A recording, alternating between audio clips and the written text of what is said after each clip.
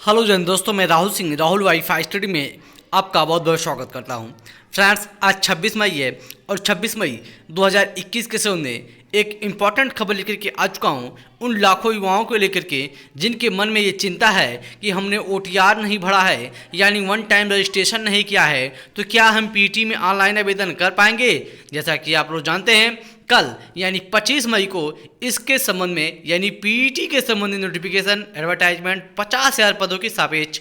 हालांकि आयोग ने एडवर्टाइजमेंट में ऐसी कोई क्लियरिफिकेशन नहीं किया है कि 50,000 पदों के लिए ऑनलाइन आवेदन ये लिया जा रहा है, लेकिन एक अनुमान जो लगाया जा रहा है वो 50,000 पदों के संबंध में है कि पीईटी परीक्षा जो होगी वो 50,000 पदों के लिए ऑनलाइन आवेदन लिया जा रहा है, जिसमें जो पद होंगे वो 10th लेवल से जो उसमें एजुकेशनल योग्यता होगी उसमें 10th लेवल से लेकर के वो पोस्ट ग्रेजुएट तक की भी है और टेक्निकल के भी है ना, जो कि 1900 के ग्रेड पे के शुरुआत होकर के 4600 ग्रेड पे तक के भर्तियाँ, सीधी भर्तियाँ इस पीटी के माध्यम से कराई जाएंगी।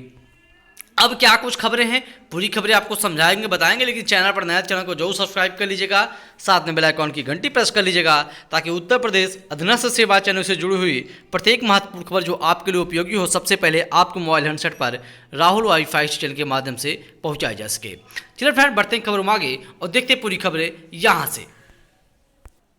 तो हम आपको यहाँ पर बताना चाहते हैं, और शायद कुछ ऐसे भी अभ्यर्थी होंगे जो हमारे अभ्यर्थी जिन्होंने ये खबर नहीं जाना होगा, उनके लिए एक अच्छी बात होगी कि अब आपको ओटीआर की जो समस्या थी उसको ध्यान में रखते हुए आयोग ने क्लियर कर दिया है कि ओटीआर को लेकर के पीटी पर कोई प्रभाव नहीं पड़ेगा।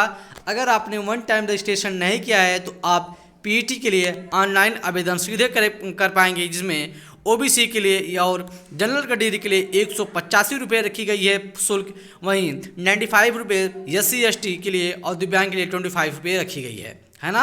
ये सब चीज़ें मैंने कल आपको बताई भी थी, और यहाँ पर यह आदेश क्लियरिफिकेशन नोटिफिकेशन में तो था ही, लेकिन मैं आपको न्यूज़पेपर के जरिए दिखाना चाहता हूँ। यहाँ से फ्रेंड्स आप लोग देख सकते हैं कि 50,000 से अधिक पदों के लिए प्रस्ताव, रिक्तियाँ स्पष्ट नहीं, है ना। यूपीडब्ल्यूएससी ने कहा कि अर्हता परीक्षा आयोग के दायरे में आने वाली सभी पदों के लिए शुल्क के बारे में जो मैंने आपको बताया था यहाँ पर दिया गया है।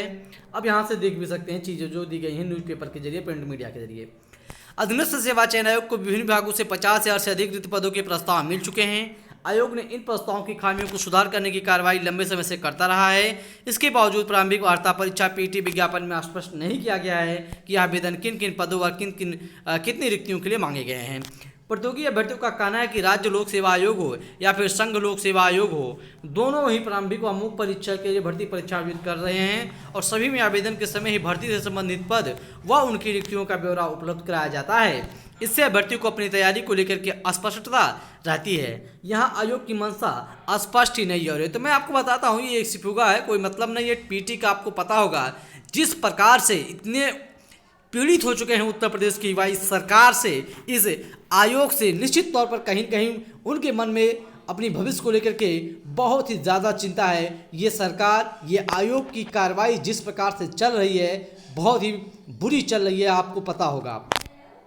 इस संबंध में आयोग के चेयरमैन प्रवीण कुमार का कहना है, सबसे बड़े देख सकते हैं जो काबिल अफसर हैं आयोग के, प्रवीण कुमार, कहना है कि पीटी आयोग के दायरे में आने वाले सभी पदों के लिए है और मुख्य परीक्षा अलग अलग विभागों के संगत पदों के लिए होगी, तभी संबंधित पदों और रिक्तियों का ब्यौरा दिया जा सकेगा। सिर्फ और सिर्फ ये कहीं कहीं बहलाने फुसलाने का काम किया गया है। और उन्होंने बताया, आखिरकार जब आपका ओटीआर का इसमें कोई मामला नहीं तो आपने ओटीआर क्यों दिया। सिर्फ और सिर्फ अभ्यर्थियों को फंसाने के लिए ये कोशिश की गई है आयोग की तरफ से, आप देख सकते हैं। तभी संबंधित पदों और रिक्तियों का ब्यौरा दिया जा सकेगा। और उन्होंने ये भी क्लियर किया कि 2 स्तरीय परीक्षा प्रणाली यानी पीटी केवल भविष्य में विज्ञापित किए जाने पदों के लिए मान्य होगी, यानी जो पूर्व के विज्ञापन हैं उनमें ये नहीं होगा। जो पद पूर्व में विज्ञापित हो चुके हैं उनके सापेक्ष चयन की कार्रवाई संबंधित विज्ञापन में दी गई प्रक्रिया के अनुसार ही होगी। आयोग ने पीटी के लिए पाठ्यक्रम और परीक्षा योजना 20 फरवरी को आयोग की वेबसाइट पर उपलब्ध कराई थी और इसे आवेदन के साथ फिर उपलब्ध करा दिया गया था। अब देख सकते हैं अत्यधिक आवेदन हुए तो कई शिफ्ट में आपकी ये परीक्षा कराई जाएगी। आयोग ने कहा कि पीटी के लिए आवेदन पत्रों की संख्या यदि अत्यधिक संख्या में होती है तो लिखित परीक्षा 1 से अधिक शिफ्ट में कराई जा सकती है, और 1 से अधिक शिफ्ट में परीक्षा होने पर नॉर्मलाइजेशन की प्रक्रिया भी लागू होगी। पीटी की तिथि आयोग के बाद में जारी करेगा। क्या जारी करेगा, ये सब चीज़ें आपको देखेंगे क्या होगा। आयोग के चेयरमैन प्रवीण कुमार ने बताया कि परीक्षा में शामिल अभ्यर्थियों का स्कोर परीक्षा परिणाम आयोग की वेबसाइट पर अपलोड किया जाने की तिथि से 1 वर्ष तक मान्य रहेगा। अभी भी 8 भर्तियों की परीक्षा का कई वर्षों से इंतजार है और ये पीटी को लेकर के दौड़ रहे हैं, युवाओं को फुसला रहे हैं, बहला रहे हैं। निश्चित तौर पर यह आयोग की तरफ से बहुत बड़ी लापरवाही है। ऐसा आयोग शायद कहीं भी नहीं होगा पूरे भारतवर्ष में। जिस प्रकार से ये एक चोर कह सकते हैं आयोग है, बिल्कुल वही हिसाब किताब है इनका। 8 भर्तियों की परीक्षा भी कई वर्षों इंतजार हैं। आयोग ने पीटी की प्रक्रिया जरूर शुरू कर दी है, लेकिन 8 साल पुरानी भर्तियों की लिखित परीक्षा अभी तक नहीं हो पाई है। यह भर्तियां पिछले 2 से 4 साल से लंबित है। 8 पुरानी भर्तियों की लिखित परीक्षा अभी तक नहीं हो पाई है और 2 से 4 साल से भर्तियां अभी भी पेंडिंग में पड़ी हुई हैं। इन भर्तियों से संबंधित अभ्यर्थी अभी असमंजस में है कि उनका पहले लिखित परीक्षा होगा या नई भर्तियों का है, यानी पीटी का, है ना। अब देखिए ओटीआर को लेकर के मैं आपको यहाँ बता देना चाहता हूँ, कहीं भी कोई प्रॉब्लम नहीं है। वन टाइम रजिस्ट्रेशन की मशक्कत भी बेकार। आयोग ने 26 मार्च को ऐलान किया था कि द्विस्तरीय परीक्षा प्रणाली की प्रारंभिक परीक्षा हो या फिर मुख्य परीक्षा, शामिल होने के लिए वन टाइम रजिस्ट्रेशन यानी ओटीआर अनिवार्य होगा। आयोग की वेबसाइट पर ओटीआर शुरू भी करा दिया गया।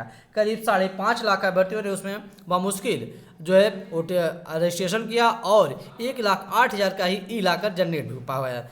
आयोग ने पीटी में 30 से 35 लाख आवेदन का अनुमान लगाते हुए इस प्रारंभिक परीक्षा के लिए ओटीआर अनिवार्यता समाप्त कर दी है। यानी ओटीआर का कोई मतलब नहीं है, आप सीधे पीटी में ऑनलाइन आवेदन कर सकते हैं। ऐसे में समस्त आवेदकों को ऑनलाइन आवेदन की पूरी कार्रवाई करनी होगी। कहीं भी किसी प्रकार की कोई दिक्कत नहीं होने वाली है।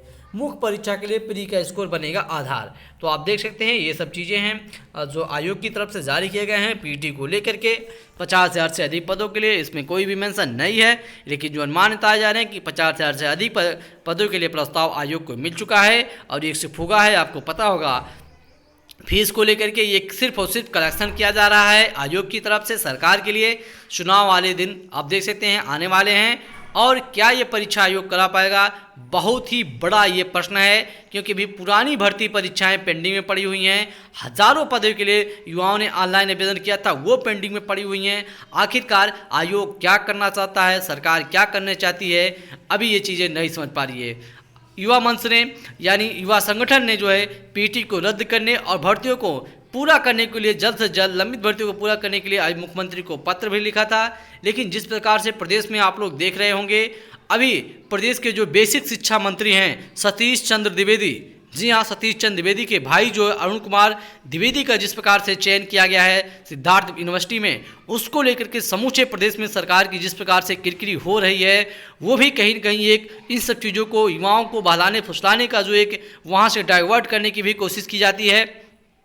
तो ये कुछ खबरें थी जो आज पीटी के संबंध में उत्तर प्रदेश अधीनस्थ सेवा चयन आयोग के संबंध में। फ्रेंड्स आई होप चीज़ें आप सभी लोगों को अच्छी लग रही होंगी और आप भी अपने विचार अपने जो अभी आपकी थॉट है आप कमेंट बॉक्स में साझा करिए। जैसे भी कुछ और भी अपडेट मिलेगा मैं आपको बताऊंगा। लेकिन UPSSC जिस प्रकार से कार्य कर रहा है, निश्चित तौर पर युवाओं के मन में चिंता है। लेकिन OTR की समस्या की कोई प्रॉब्लम नहीं है, आप पेमेंट कर दीजिए 185 रुपया इन लोगों का, इन लोगों का खजाना भर जाएगा, आपका खजाना खाली हो जाएगा। परीक्षा कब कराई जाएगी इसकी कोई भी इन्फॉर्मेशन है कहीं भी नोटिफिकेशन में भी नहीं दिया गया है ना। PT ऑनलाइन आवेदन करना है तो आप सीधे यहाँ से जाना पड़ेगा आपको, है ना। यहाँ से आप देख सकते हैं ऑफिशियल वेबसाइट पर जाइएगा।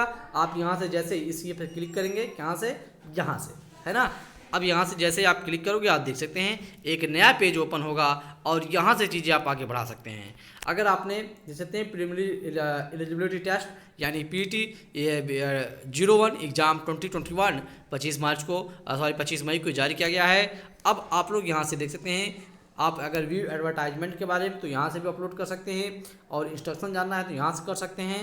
यहाँ से जैसे आप अप्लाई पर क्लिक करेंगे, अप्लाई पर जैसे क्लिक करेंगे एक नया पेज और ओपन होगा और यहाँ से इन्फॉर्मेशन आपको डालना पड़ेगा, है ना। क्या आप देख सकते हैं कैंडिडेट रजिस्ट्रेशन क्वालिफिकेशन, है ना।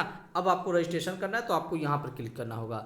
अब यहाँ से जैसे आप क्लिक करेंगे एक और नया पेज ओपन होगा। ये ऐसे आगे जाते जाते कई पेज ओपन होंगे।